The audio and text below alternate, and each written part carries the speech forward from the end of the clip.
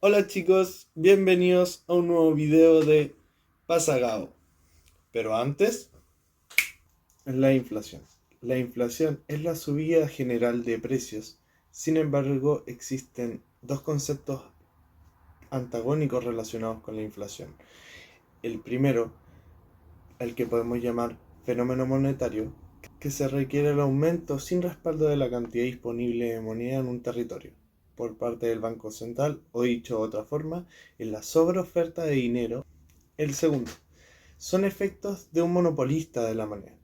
Ahora, el problema de la segunda definición es que ella confunde los efectos visibles de la inflación, es decir, el alza sostenida de precio, con sus causas, ya que al valer menos la moneda se requiere mayor cantidad de la misma para poder adquirir el mismo bien. ¿El precio de la moneda puede ser afectado? Claro que sí. En realidad por tres factores principales. A. La valorización subjetiva de la moneda. B. Una disminución o aumento en la producción de bienes y servicios.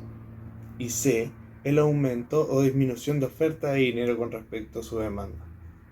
Ahora, cabe preguntarse, ¿cómo lo hacían en el pasado, antes de que todas estas entidades como el Banco Central o las Reservas Federales aparecieran? Primero, el primer sistema de intercambio de mercado fue el trueque, es decir, intercambiar artículos. Pero apareció un problema, que a veces una parte no necesitaba lo que el otro le ofrecía y viceversa. Así empezó a utilizarse el oro y la plata como medio de intercambio. Los bancos entregaban certificados de título respecto del valor del oro. Es decir, te daban un certificado de título y tú podías ir a estas entidades bancarias con el certificado y te entregaban el oro o la plata correspondiente al valor del certificado. Este sistema se llamaba el padrón oro, el sistema monetario que determina el valor de la unidad de la divisa en términos de una determinada cantidad de oro. El que emite la moneda garantiza que pueda al poseedor de su moneda la cantidad de oro correspondiente a ella, muy parecido al patrón bimetálico, el que la moneda está respaldada en oro y plata.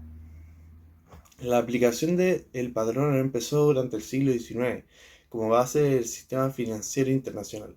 Sin embargo, este terminó por la Primera Guerra Mundial, ya que los gobiernos necesitaban imprimir mucho dinero para financiar la guerra, sin tener, sin tener que respaldar el dinero en metales preciosos. En el acuerdo de Bretton Woods se decidió adoptar el dólar estadounidense como divisa internacional, bajo la condición de que la Reserva Federal, es decir, el Banco Central de Estados Unidos, sostuviera el patrón oro, pero en 1971 quiebra definitivamente.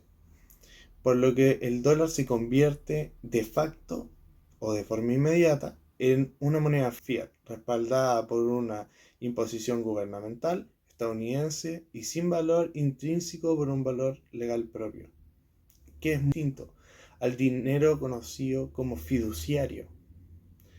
El dinero fiduciario es el que se basa en la fe o confianza de la comunidad, es decir, que no se respalda por metales preciosos ni nada que sea una promesa de pago de la entidad emisora. ¿Cuál es el problema del dinero fiduciario a comparación del padrón oro?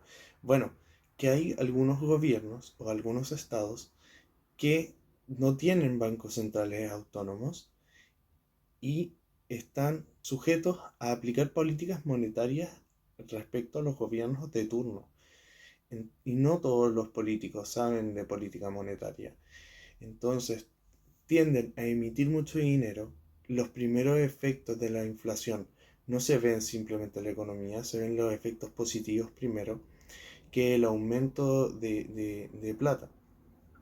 Es decir, que hay más plata circulante. En ese momento, al principio, los más beneficiados son los que primero reciben la plata, que generalmente en los estados que no tienen bancos centrales autónomos son los políticos o el estado y los bancos comerciales. Estos son los primeros que reciben el dinero después de imprimir, entonces son los primeros en beneficiarse de los efectos de la inflación. Solamente cuando es emisión de dinero. O sea, la inflación está circulante, pero todavía no aparece en la economía, todavía no se expresa en los precios. Generalmente, en realidad, no hay un número exacto de tiempo en el que la inflación, desde el punto de la emisión, se active en la economía, porque depende de lo que haga la gente con el dinero. Pero se aproxima que entre 12 y 18 meses es una cantidad de tiempo eh, en la que los efectos de la inflación empiezan a aparecer. Los efectos negativos, pues los efectos positivos aparecen al principio. ¿Cuáles son los principales daños al tejido económico de la inflación? Bueno, la inflación es un impuesto no legislado. ¿Por qué?